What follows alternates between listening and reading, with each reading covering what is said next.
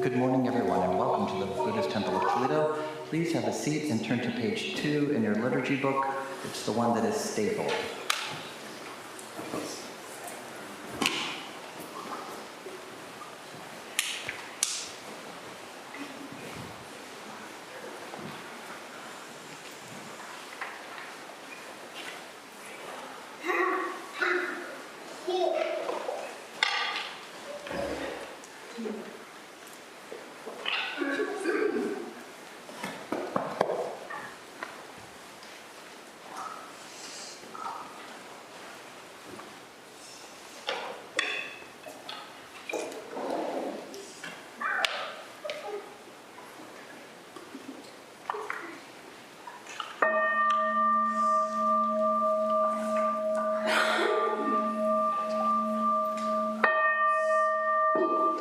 Gata of Atonement.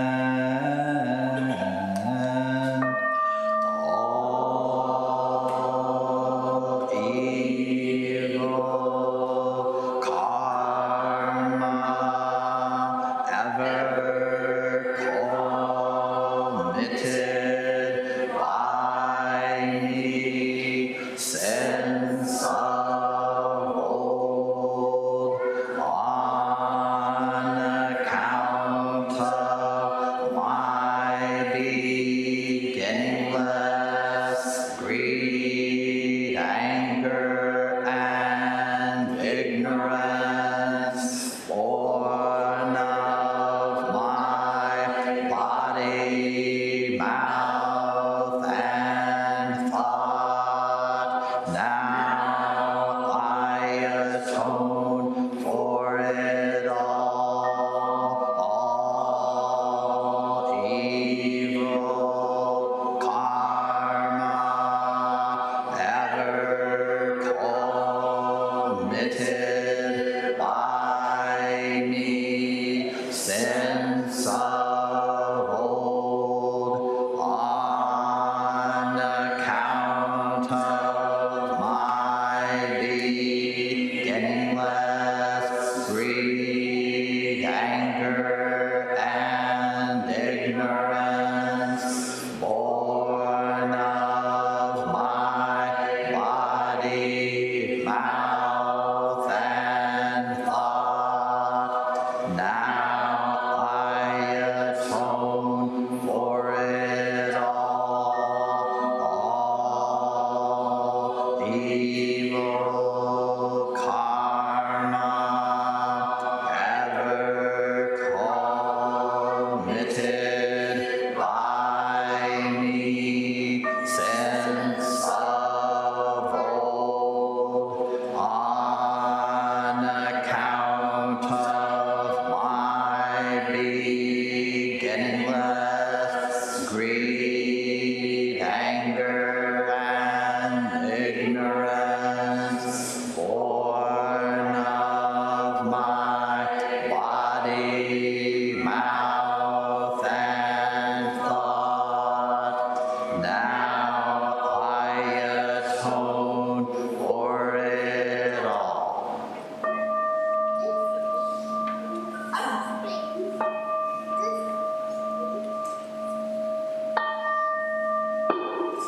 Nikaya 3 Refuges. Buddham Saranam Gacchami. Buddham Saranam Gacchami. Dhammam Saranam Gacchami. Dhammam Saranam Gacchami. Sangham Saranam Gacchami. Sangham Saranam Gacchami. I take refuge in Buddha. I take refuge in Buddha. I take refuge in Dharma. I take refuge in Dharma. I in Sangha. I take refuge in Sangha.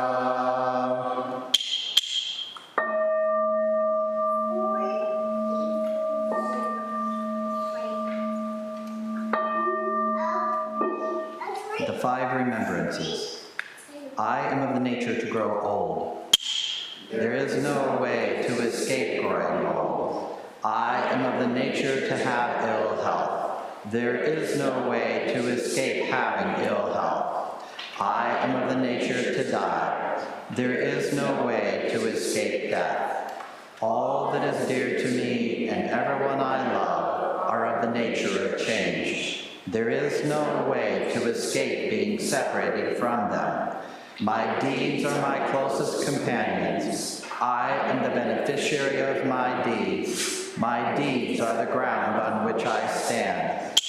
I am of the nature to grow old. There is no way to escape growing old. I am of the nature to have ill health.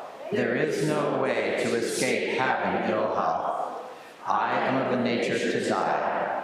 There is no way to escape death. All that is dear to me and everyone I love are of the nature of change. There is no way to escape being separated from them. My deeds are my closest companions. I am the beneficiary of my deeds. My deeds are the ground on which I stand. I am of the nature to grow old. There is no way to escape growing old. I am of the nature to have ill health. There is no way to escape having ill health. I am of the nature to die. There is no way to escape death. All that is dear to me and everyone I love are of the nature of change. There is no way to escape being separated from them. My deeds are my closest companions. I am the beneficiary of my deeds. My deeds are the ground on which I stand. This precious life, rarely encountered, is easily lost. Now that I have life and opportunity, may I practice the Dharma wholeheartedly.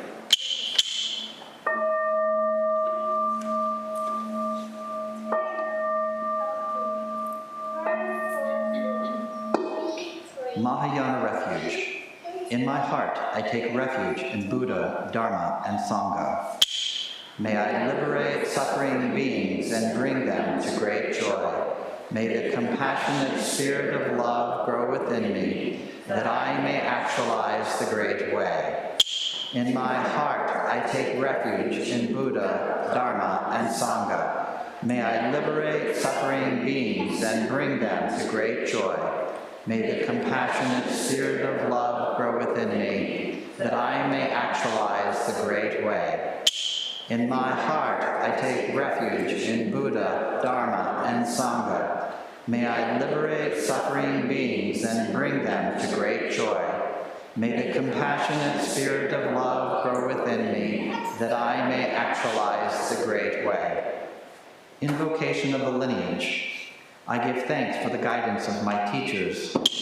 For the lineage of teachers before them, I give thanks and offerings for their devoted practice of generosity, moral discipline, patience, joyful effort, concentration, wisdom, skillful means, unshakable vow, spiritual powers, and awakened awareness for my benefit.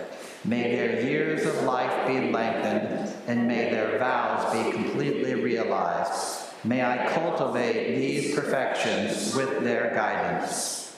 7 practices of the Bodhisattva. I bow down in body, speech, and mind. I offer the best I have to give, both real and imagined, to fill the space between us. I regret and purify all transgressions. I rejoice in all virtues. I request you to remain until total enlightenment. I request wise and compassionate guidance. I dedicate my merit for the sake of all beings. Generating love and compassion. May all sentient beings be free from clinging and hatred. Being close to some and distant from others, how wonderful it would be. May this be accomplished. I will free them from clinging in hatred. Bless me to accomplish this. May all sentient beings enjoy happiness and the causes of happiness. How wonderful it would be. May this be accomplished. I will bring them happiness and the causes of happiness. Bless me to accomplish this. May all sentient beings be free from suffering and the causes of suffering. How wonderful it would be. May this be accomplished. I will free them from suffering and the causes of suffering. Bless me to accomplish this. May all sentient beings have a joy that has never known suffering. May they be free from clinging, hatred, jealousy, miserliness, doubt, pride, wrong view, ignorance, and dualistic thoughts. How wonderful it would be. May this be accomplished. I will bring them to this state. Bless me to accomplish this. Please turn now in your spiral-bound liturgy book to page 37. We'll recite the shorter precepts recitation.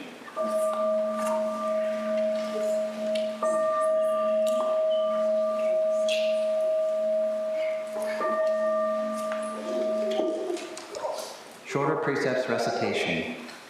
I take refuge in the Buddha, in oneness, the awakened nature of all beings. I take refuge in the Dharma, in diversity, the ocean of wisdom and compassion. I take refuge in the Sangha, in harmony, the interdependence of all. Not knowing, thereby giving up fixed ideas about myself and the universe, I vow to cease from evil. Bearing witness to the joy and suffering of the world, I vow to practice good. Healing myself and others, I vow to save all beings. Recognizing that I am not separate from all that is, I vow to take up the way of not killing. Being satisfied with what I have, I vow to take up the way of not stealing. Treating all beings with respect and dignity, I vow to take up the way of not misusing sex. Listening and speaking from the heart, I vow to take up the way of not speaking falsely. Cultivating a mind that sees clearly, I vow to take up the way of not intoxicating mind and body. Unconditionally accepting what each moment has to offer, I vow to take up the way of not discussing the faults of others.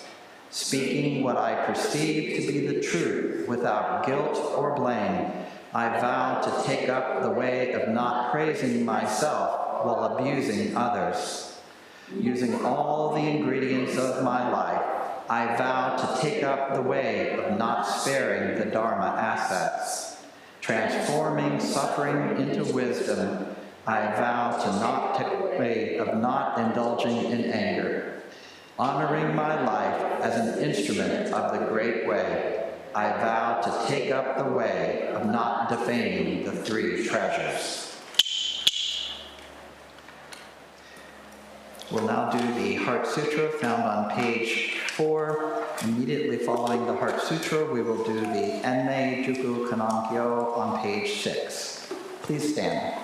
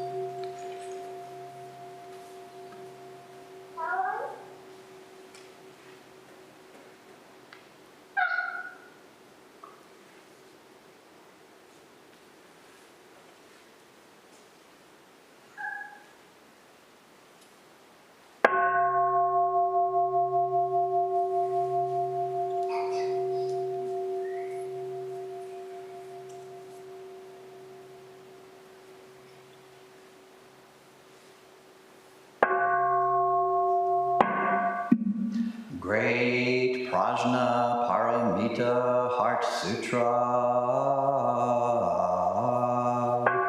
Avalokiteshvara Bodhisattva practicing deep prajna paramita clearly saw that all five skandhas are empty, transforming all suffering and distress. Shariputra, form is no other than emptiness, emptiness no other than form, form is exactly emptiness, emptiness exactly form, sensation, perception, mental reaction, consciousness are also like this. Shariputra,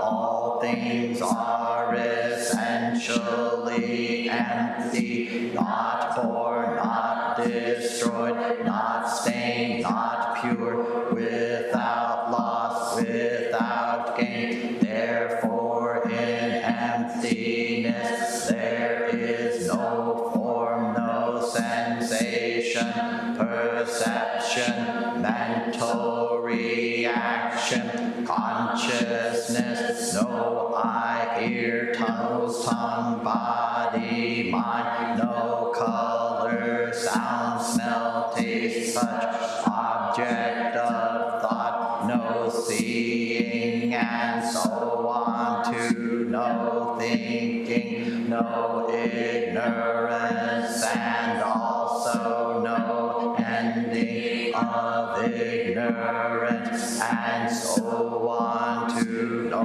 old age and death, and also no ending of old age and death, no suffering, cause of suffering, cessation path, no wisdom and no attainment, since there is nothing to attain. The Bodhisattva lives by prajna paramita with no hindrance in the mind, no hindrance, and therefore no fear, far beyond delusive thinking. Right here is nirvana. All Buddhas of past, present, and future live by prajna paramita,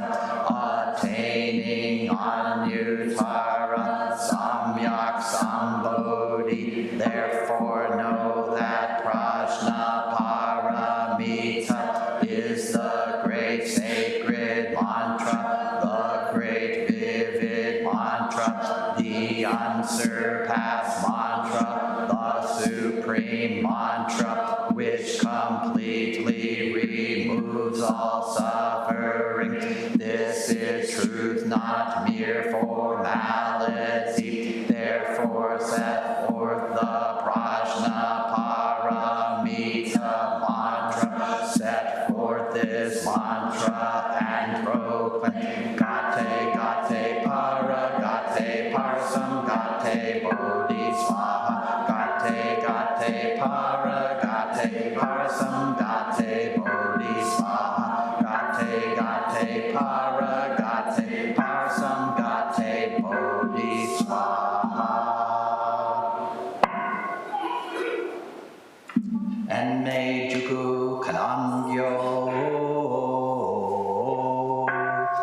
kanzeyan namu butsuyo butsuuen yo butsuuen bopo soen jo rakugajo chonen kanzeyan onen kanzeyan nen funshin ki nen furishin kanzeyan namu butsuyo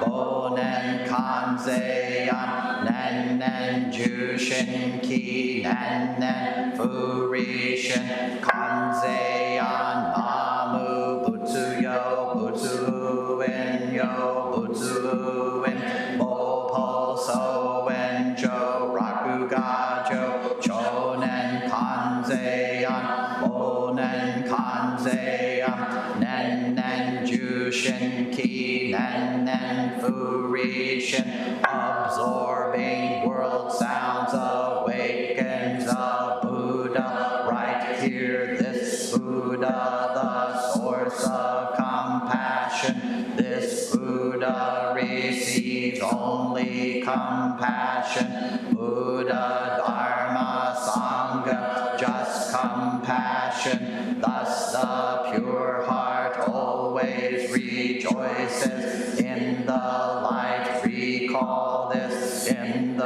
dark recall this. Moment after moment the true heart arises. Time after time there is nothing but this. Absorbing world sounds awakens a Buddha. Right here, this Buddha, the source of compassion. This Buddha receives only compassion. Buddha, Dharma, Sangha, just compassion. Thus the pure heart always rejoices. In the light recall this, in the dark recall this. Moment after moment the true heart arises. Time after time there is nothing but this. Absorbing world sounds awakens a Buddha. Right here, this Buddha, the source of compassion. This Buddha receives only compassion. Buddha, Dharma, Sangha, just compassion. Thus the pure heart always rejoices. In the light recall this, in the dark recall this. Moment after moment the true heart arises. Time after time there is nothing but this. Infinite realms of light and dark convey the Buddha mind. All that is and we ourselves come forth in perfect harmony. We offer this sincere and devoted practice for the many beings of the six worlds, and dedicated in grateful thanks to the strength and sound practice of the great Heartland Zen Buddhist Temple of Toledo, Sangha, and its teachers. May our virtuous actions be clear from all interferences, and may our vows be fully realized.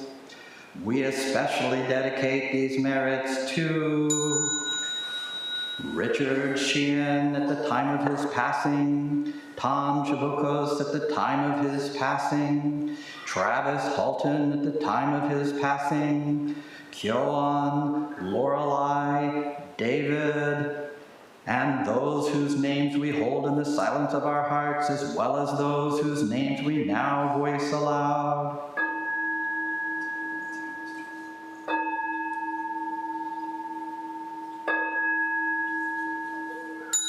May we live in perfect peace with Buddha Dharma, and may we realize the Buddha way together.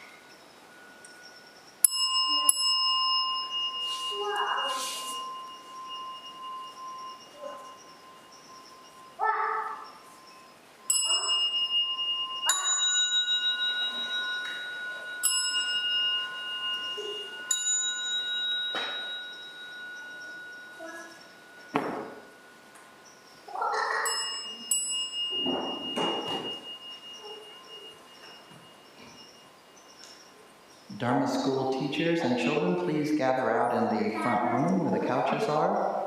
Everyone else, please prepare for Zazen.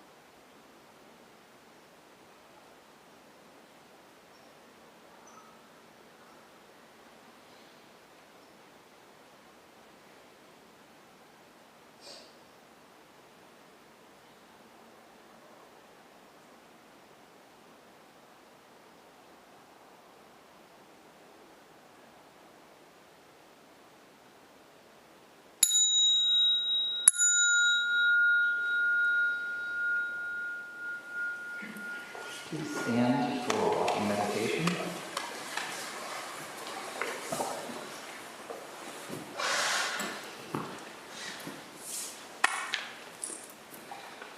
At the sound of the clappers, the first and third rows will turn to their right. The second and back rows will turn to their left. Then at the next sound of the clappers, we'll begin walking at a slow pace. And then we will accelerate to a faster pace. We have a number of first-time visitors today, so if people who know the pattern could please help.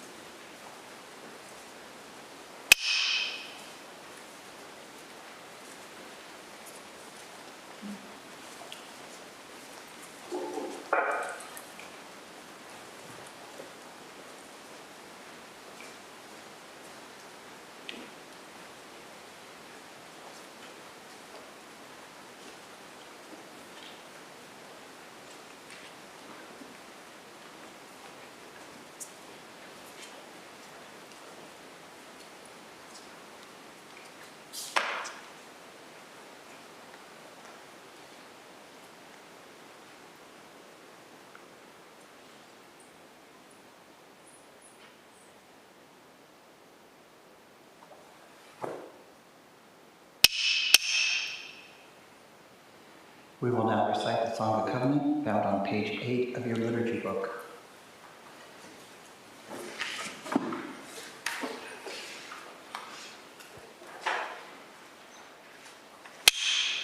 We, the Daishin Kokoji Sangha, with respect for the worth and dignity of each person, with wonder at the wisdom and compassion we seek to cultivate by practice, and with deep gratitude for the teachers of this lineage and our connection to one another, covenant to support each other by upholding the precepts of doing no harm, practicing good, and actualizing good for others. Please be seated for this morning's talk. Sit comfortably and face towards our teacher. In a moment, we will be doing the Gatha on opening the sutra, also found on page 8.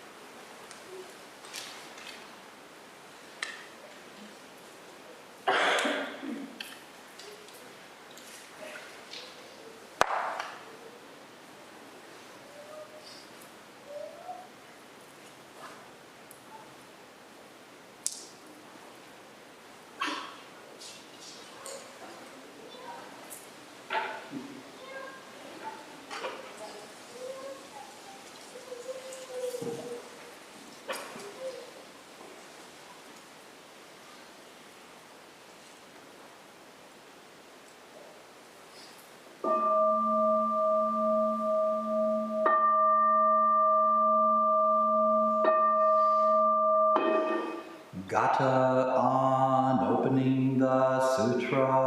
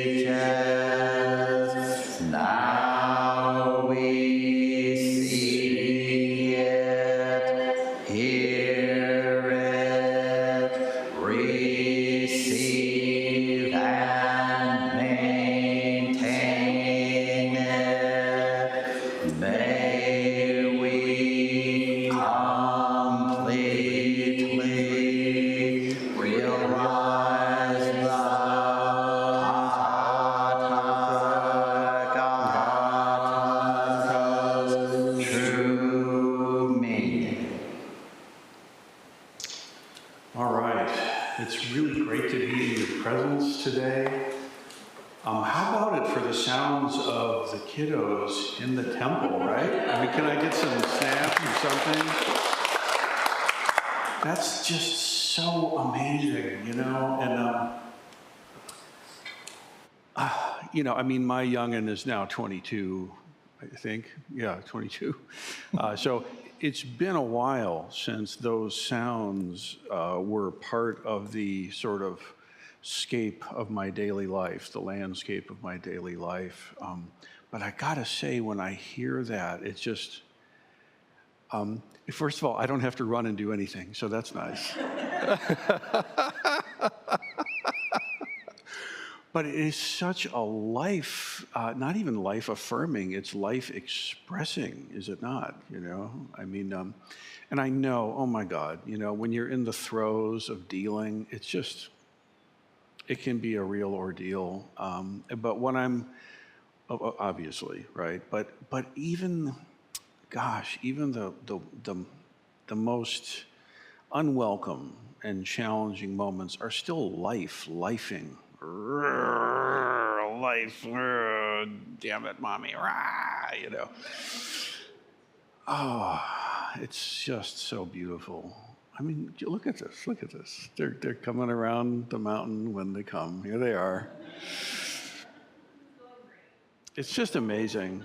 It's so. I just want to really make deep bows. Bujo here is leading the charge, and she has many capable assistants. And damn, that's amazing. It's really fantastic.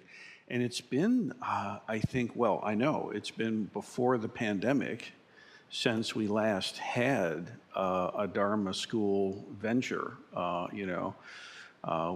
We suggested and thought about a Zoom version. Nobody wanted that.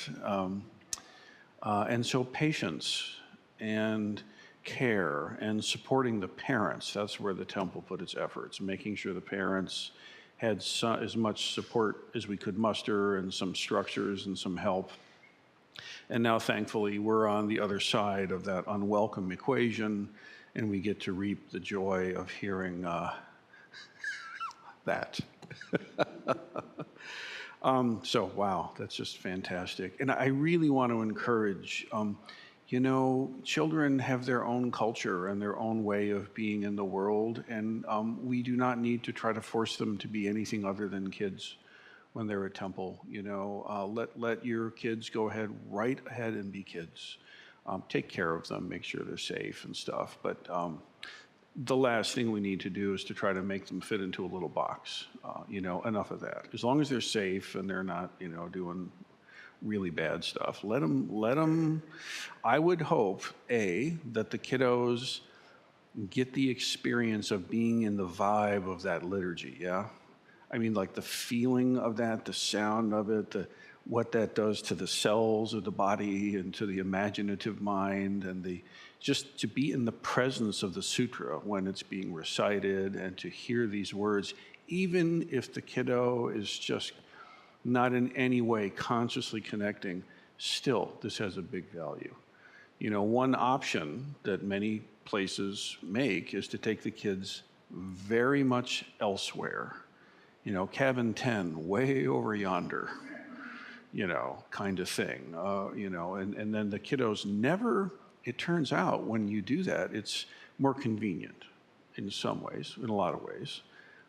But the youngins never get the feel of the Dharma.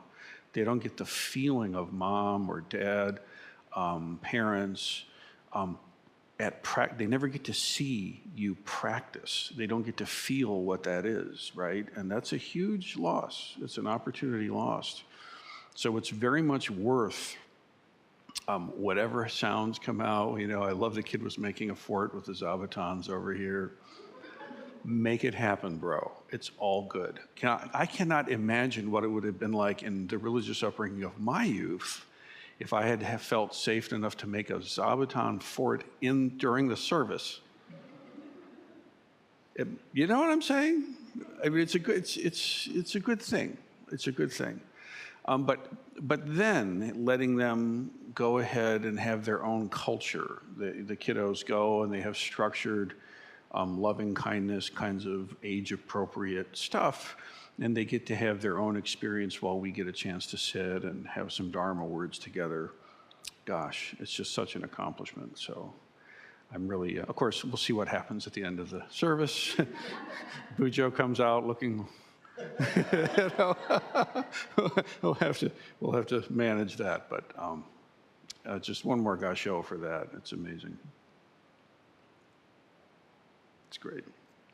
So I really would like to address today in our reading. I called for the shorter precepts recitation. Right, many in the room have studied and received the precepts, and then that this is it's a big deal, but it's easy to lose touch with it. There are many very exotic and compelling aspects of Dharma. Buddha nature, Kensho, Satori, enlightenment, deep, serene seeming meditation states, magic, Buddhist magic, what's that? That's sexy. On and on and on. There's the rituals, and you know what? It's all good. It really is all good. But I must say that the foundation is also the fruition of Dharma. And this is, can you live a day? Can you actually make your daily life beautiful? Like, if you're into all these esoteric rites and rituals to bend the stars to your will, but your day sucks, I don't want to hear about it. And it's not helping you either. You know what I'm saying? If you can sit there for moments in a deep samadhi looking like you're really some exotic person, but your day is just not happening, we need to adjust this, right? The foundation and the fruition, daily life, how you navigate, like when that alarm goes off in the morning. Like, actually, that's it, man. Like, can you hang? And now, okay, if making it through an entire day in accordance with the Dharma, maybe you think, oh yeah, man, I got that. I wonder about that. I mean, if we do a realistic assessment with some data on this, I think maybe not. How long does it take you when the bell rings for the period of Zazen for you to be completely off in Storyville, not even knowing it's happening? Obsessing about that thing you know doesn't serve you. Ruminating on whatever it is, you know what I'm saying? So, if making it through a day is too much, then try to make it through half a day. If I can be in accord with the Dharma until noon, let's call it a win. And if that's too hard, okay, try to make it through an hour. And if that's really unreachable, let's begin with one breath. Okay? You can always come back to this one breath right now and completely reset everything. Even if your day has just gone so completely horribly and everything is just belly up and not right, you can instantly attain mastery of this one breath, even if it's through tears, if it's through grief, if it's through all of the things. There's still, you always actually do have the option to become present to the breathing and thereby to become present to your own life. And then, how do we respond? Like in koan study, people have this mistaken idea popularized by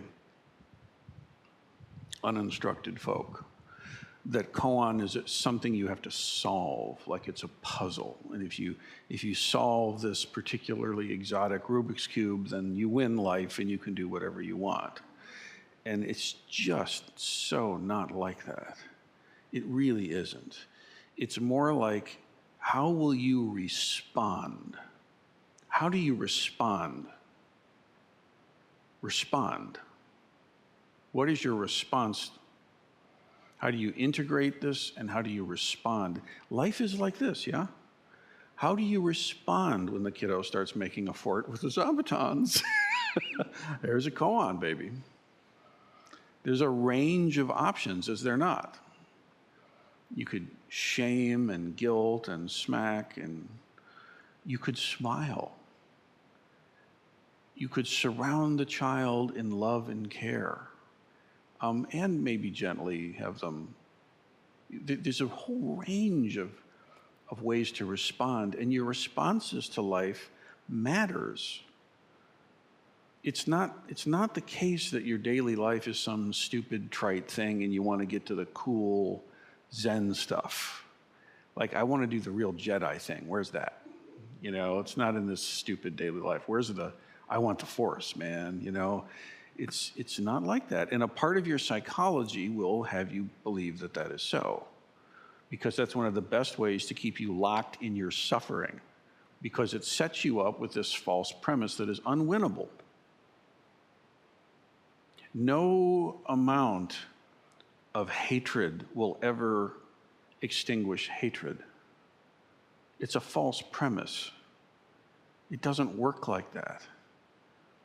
No amount of pleasure will ever end the craving for pleasure. It is an unquenchable fact of existing. Your lungs crave air.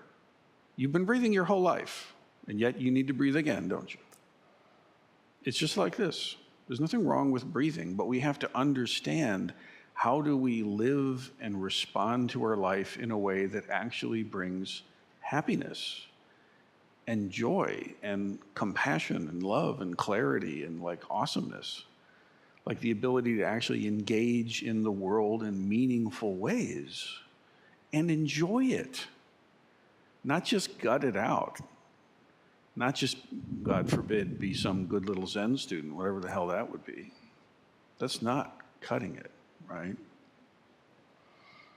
The Buddha said in a text that I hold quite close to me, called the Dhammapada, and it was one of the earliest readings that I encountered. Back in the day, there were very few actual Buddhist anythings you could actually get your hands on. You know, before the internet was a thing, and before a lot of the advantages we have today, I mean, these things were hard won. And one of the texts that actually got some airtime is this thing called the Dhammapada, which is a collection of teachings from the Theravadan tradition in Pali Canon. Listen to the words here. They're quite topical to the moment. Choices. We are what we think. All that we are arises with our thoughts. With our thoughts, we make the world. Speak or act with an impure mind, and trouble will follow you, as the wheel follows the ox that draws the cart. We are what we think. All that we are arises with our thoughts. With our thoughts, we make the world. Speak or act with a pure mind, and happiness will follow you as your own shadow, unshakable. Now let's clarify a thing or two. If I take this stick and I throw it at you, and my aim is true, it will hit you, regardless of what you think about that. So let us not misconstrue the meaning, okay? It's very easy to get into like psychobabble, woo kind of spooky things and quantum, you don't know what that is anyway, stuff, and get off into a tangent with it. It's very simple. If I was going to say this in modern language, I'd cuss a few times and then I'd say, you experience as you perceive the world, and as you story it, so do you experience it. With your thoughts and your stories, you create your experience. And that experience is yours, regardless of whether it's true or not. It's got nothing to do with it. Because for you, you have made it so, and you have dominion. So, if you decide that the trees are out for you, and they're coming slowly but surely, if you think that and you decide that and you practice that and you ruminate that and you get good at that, you feel them stalking you even now, they're getting nearer subtly. That is true for you. Congratulations, you've created your world. You are what you think. You live in a world of stalking trees. Now, of course, the trees, we know, they're not stalking you. They're not getting closer to you. But that won't change your experience if you decide that it is so. Now, when someone gets really unhinged, so far we can say there's illness involved and so on, but we're all unhinged, let's be frank about it. Each one of us is living in a world that we have storied into being. Is it not so? The stories you tell yourself about who you are and what things mean. That's true, that some of this stuff comes through your genetics. It's very clear. There's really no debate about that. You can actually inherit thought patterns, just like you inherit blue eyes or what have you. So that's true. It's also true that the mind and the teachings of the Buddha is not just a generator of thoughts, but also a perceiver of thoughts. So you can pick up, and you do pick up, the vibe of what's around you, the zeitgeist of the culture like this. That's kind of, as I was saying earlier, being in the space when the practice is happening has an effect that you can never replicate just with an app at home. Ain't gonna happen. Can't happen. Being in the space and feeling the breeze come through the temple is part of it.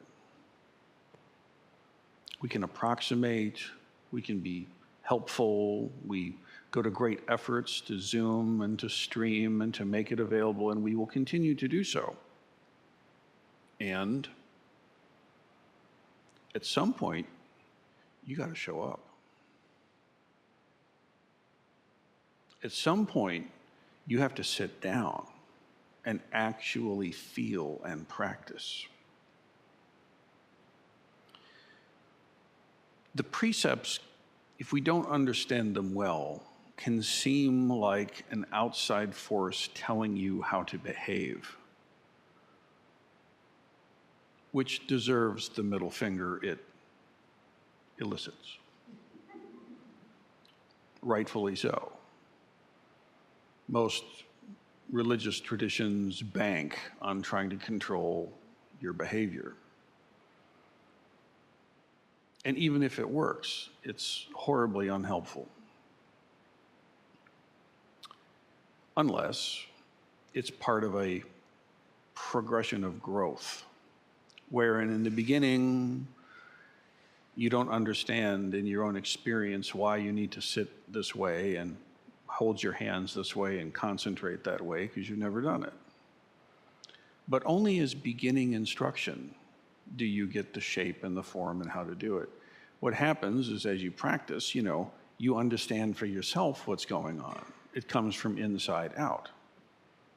So it's true that in the beginning, these precepts and guidelines can seem, and in fact maybe are, external, let us say, suggestions and guidelines.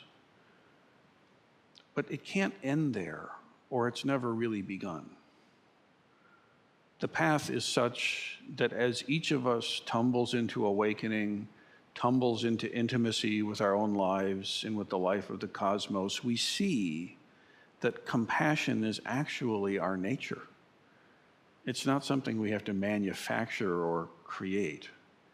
It's inherent to what we are.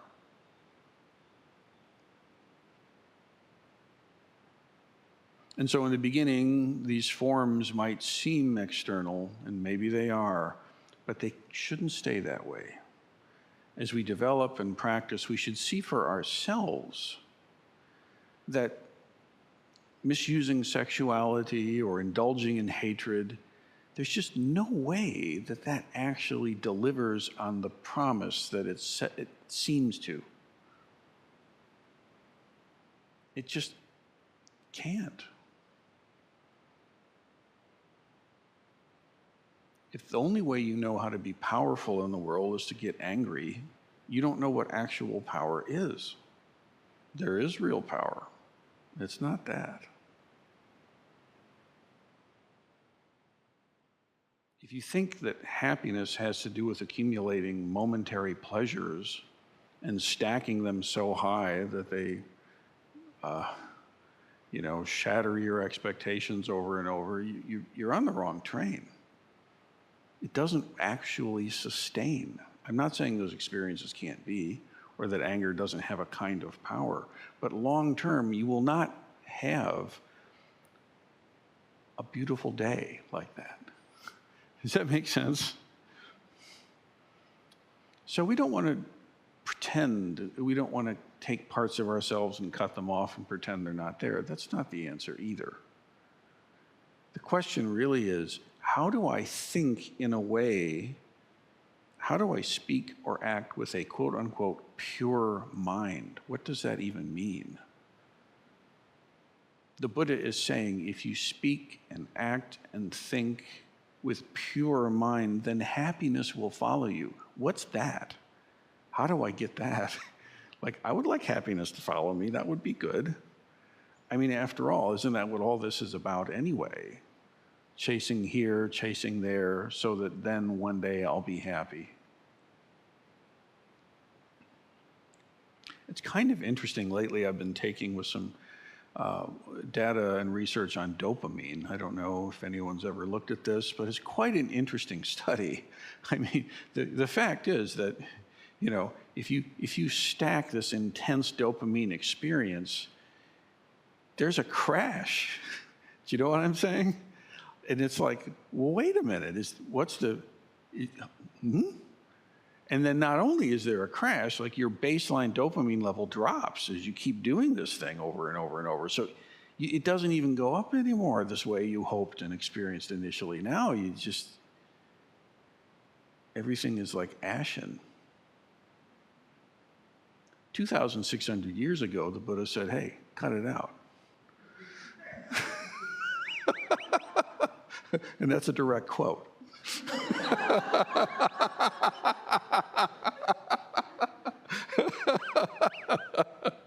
At least you can quote me on it.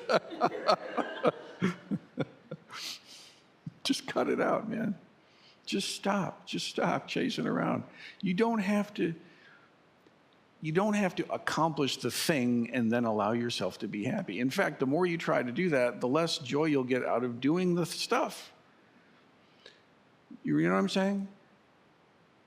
You don't want to breathe. You don't want to have the attitude, let's just get through this breathing and get it done. Okay, I'm done. It's not like that. It's like practice breathing, bro. Practice breathing. Can you even connect with the fact that you're breathing? And then can you enjoy that breath? Why is that a thing? Of all the things to be thinking about, why the hell are we thinking about this? Guess what? Because it gets you in the right lane. Enjoy your breathing. Enjoy your walking. We're not doing Kinhin to get it done. Click off those steps. It's not what that's about. There's no difference between your sitting and your walking and your speaking and your listening and your eating and your laughing and your crying when you really got it going on.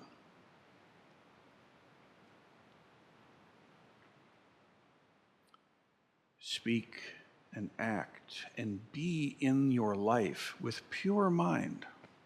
Pure, not in the sense of contrasted to something that's cruddy, but I mean, it's just it's authentic. Honest, direct. Your breath is really honest.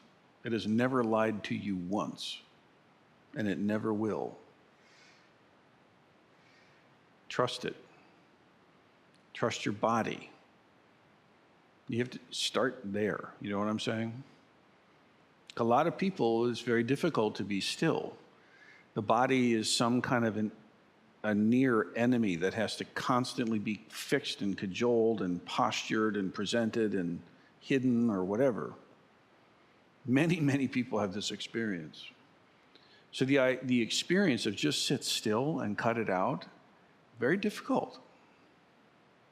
But I promise you, if you persist and you learn how to tolerate your own body in stillness, even just for a little bit, you'll begin to love yourself in ways you could never think through, because it's not a think through thing.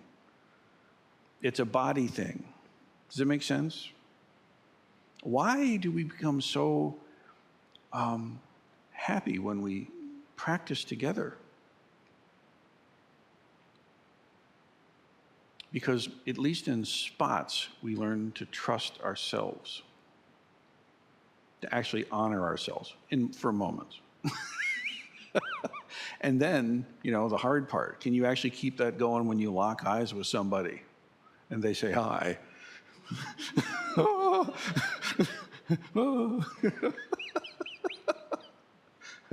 The answer can become yes. It really can. So, the hangout after is part of it.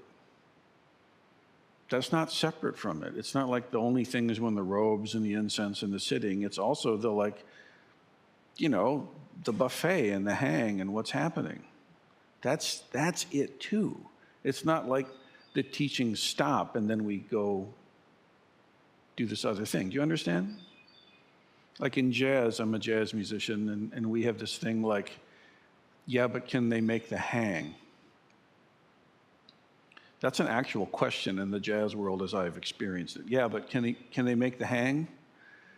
And what that means is like, okay, they might say something like, yeah, he's a monster, but can he hang?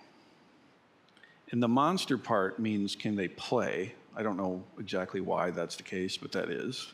If someone can really play, they're a monster. There are less publicly sayable phrases. I'll go with monster, yeah. Dude's a real monster. But can they hang? Do you know what the hang means?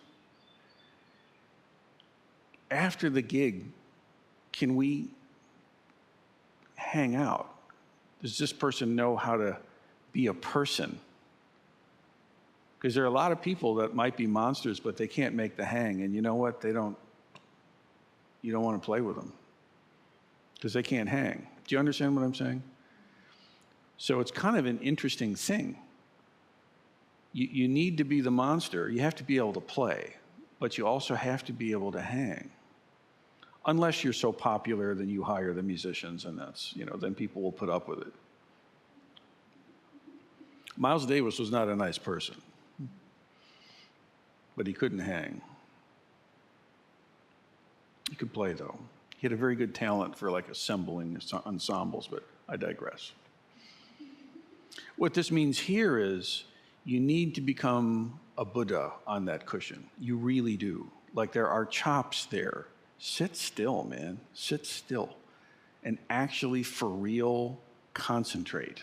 Like really. Really concentrate. Don't just sit there and wait for the person to ring the bell finally. Concentrate. Really do the thing. And don't sit there trying to get through the period. Don't think about, well, when this period is over, then I'll have done my work and then I'll let myself feel good. You're missing it. It's right now. It's exactly this breath, right? It's each breath is exactly it. It's not even in a series. It's now. Now. Now. Take exquisite care of that precious moment of your life, right? And then, now we get up and we go and we hang. Now, for a lot of people, you got to go, fine, or it's excruciatingly difficult to say hi. For some people, it's excruciatingly easy. They're high all over the place. So okay, but I'm just telling you, that's part of it. We are what we think. What we are arises with our thoughts. The world that you live in arises with your thoughts, with your stories, with your perceptions. With your thoughts, you make the world as you know it. Speak and act with a pure mind, and happiness will follow you. Even with this. Yeah, but well, there's your story. Now, I'm not saying that no isn't true. It might be true. but you can practice anyway. You do have that power. Like, it's easy to sit now when it's this gorgeous weather and the sun and the leaves and all this, but you can sit just as well when it's all snowy out or storming or whatever. Yes, you can. Imagine if you thought you could only come to temple when the skies blew out. You know what? That's not true. And you can be pure in mind even in the shitstorm of your life as it actually is. You can. And you can actually be pure in mind in the wonderful, successful, awesome life that you might be experiencing. That can be a sticky place too.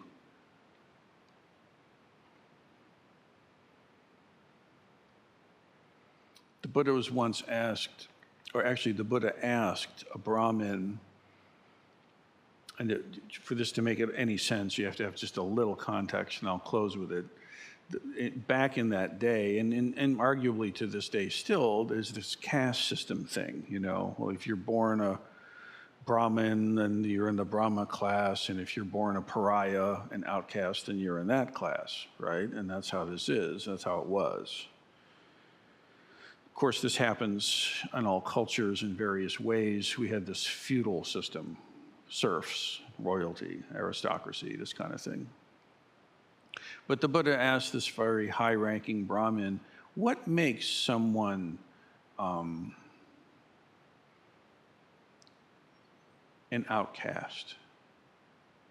What makes someone a pariah? And the Brahmin was smart enough to say, I don't know. Enlighten me, oh Buddha, world-honored one. The ready answer is, well, if their parents were pariah, duh. But he didn't go there. He said, I don't know. Please, honored one, instruct me, which is a good move. That not knowing is a big thing, very important. One is not an outcast by birth, nor by birth is one a Brahmin, but by action one becomes an outcast. By action one becomes a Brahmin. Or to translate, by action you become suffering. By action you become joy. By thinking, by acting, by perceiving. So it's no small thing to wake up in the morning and open your eyes and find yourself human. Even if you can have a list longer than this sleeve of things you would like to change about it, it doesn't matter. Appreciate your life. Enjoy it, but really practice it. Oh, but, no. Practice anyway. And then, yeah, we might have some work to do.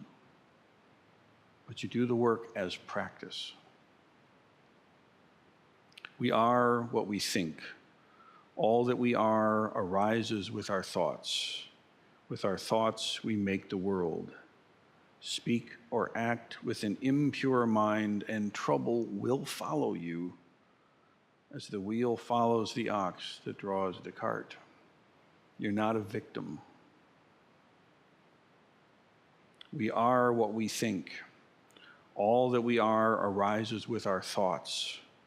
With our thoughts, we make our world.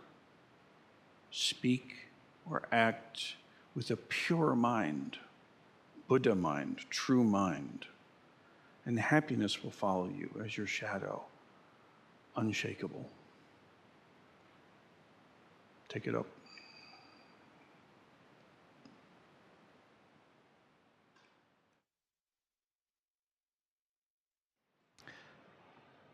We're going to be joined shortly by our Dharma school teachers and kids.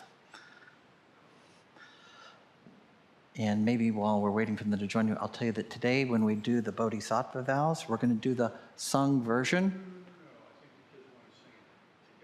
Well, that's what I mean. Not now. I'm just prepping people. Spotless. We did make a decision, though, that the kiddos are going to, just today, they wanted, at least Blue Joe, this was the plan. She wanted to present something, so maybe we Yes. can turn and face the carpet. Great idea.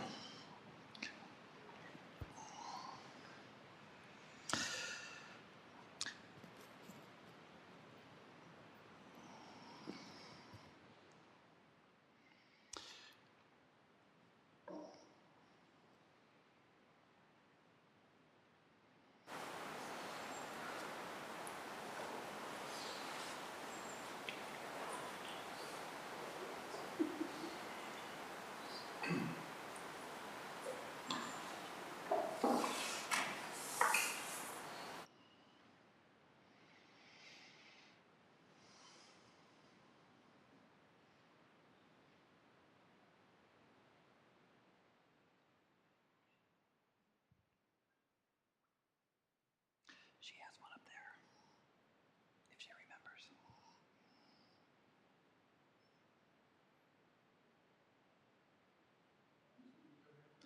Well,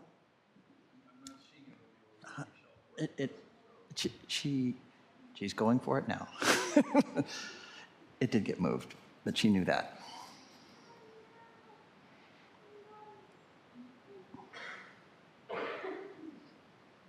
Test, test.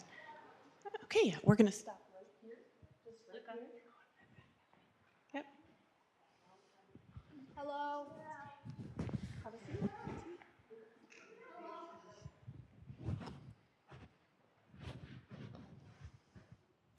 Hello, my name is Bujo.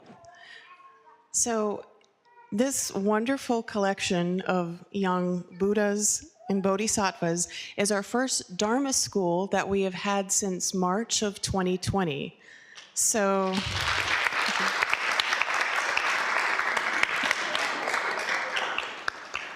yes, so we had a great time today. We did a lesson on Buddha. So we did a short talk about his life, and then we went outside and picked out some leaves. We talked about how he sat under the Bodhi tree all night and then was awakened in the morning. And we had a lot of different things going on. Who would like to hold up their leaves and show them that they found? Beautiful. And then Adele, you wanted to say something? You kind of said it. I kind of said it. Oh, excuse me. I kind of said it already. So, all right. So, thank you so much, everyone. Thank you, parents, for helping. So now what we're going to do is join our families and do the, well, Eno, what are we going to do? We're going to do the sung Bodhisattva vows, also found on page 8, but there may be people in here who've never done the sung version. So follow along. We do it 3 times, so after you hear it once, you'll be good. And y'all can stay here if you'd like, or you can go find a seat.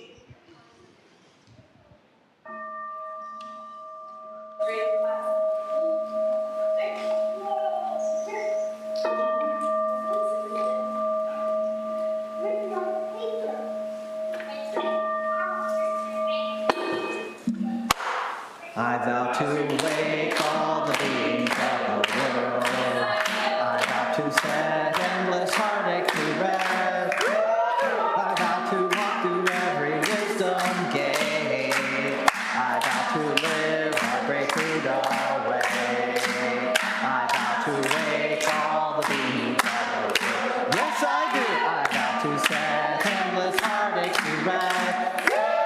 I vow to walk through every wisdom gate.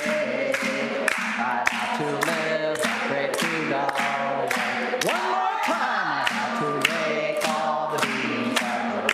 Yes, I do. I vow to set endless heartache to rest. I vow to walk through every wisdom gate. I vow to live a great freedom way.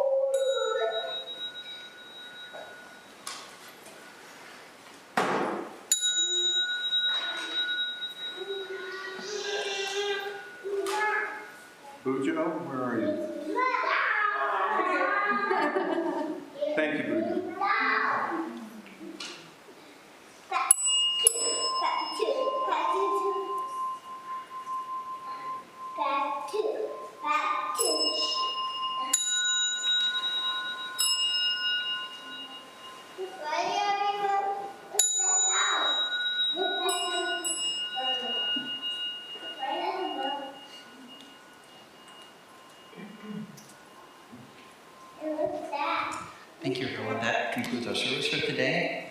There are announcements. Hello, I'm Eka, the registrar. Session is next weekend. If you have been to session, you can probably still get in on that, but you gotta let me know, because then you might not have food if you don't let me know. But anyway, it helps us with planning and stuff, so let me know. If you've never been to session and would like to go, the next one will be January, so you have some time to meet and talk to Suise before that happens, so might as well try and get that done and prepared for January, because in December we have Ruhatsu, so if you're wearing a gray robe or someone with a gray robe is watching, get on that registration too, so that we can make that really fiery. Thank you. Hi, I'm Shindo, and thank you everybody for being so patient with our little ones today. It was so awesome seeing, we actually have a couple new families who are here today with their little ones, so it's been wonderful. I just wanted to let you know there are a few upcoming Dharma School dates. You do not have to be a parent to help out in Dharma School. But you do have to be over 18. We are looking for a couple of assistants for, we have a main teacher, but it is nice to have a couple helping hands with the littles. So if you're interested in helping out, you can reach out to me or to Bujo, who was the one that was leading today. I don't have the dates right on hand, but if you want to find out what those dates are, you can come to me. And we also have a Dharma School Facebook page that's dedicated just for that. And we would have to add you, but if that's something you're interested in, we would love to have some additional help. It just really takes a village. So yeah, that's all I have. Anyone else? I think You have you've got your own. turned it off. Oh, yeah. It's excessive. 2 turntables and a microphone. Yeah, and thank you, Shindo, for being one of the main organizers. And yes, we are looking for help, so thank you for saying that. We are having Dharma School next week as well, so next Sunday we'll also have Dharma School. Today, after the pasta, the people who are involved in our performance tomorrow night at the Sacred Music Concert, we're going to have a quick rehearsal. I think it might be in here. We have a keyboard, but I think it's in here. If not, we'll figure it out. But that will be after food. So thank you. If you're already a member, you've probably seen the email, but just so that it doesn't slip out of your mind, 2 weeks from today, the last of our 2 novices, Suise Yugen, will be ordained. And please come. It's a big show. So if you've been to our ordinations, you've seen how long they are. We're ordaining 2 people.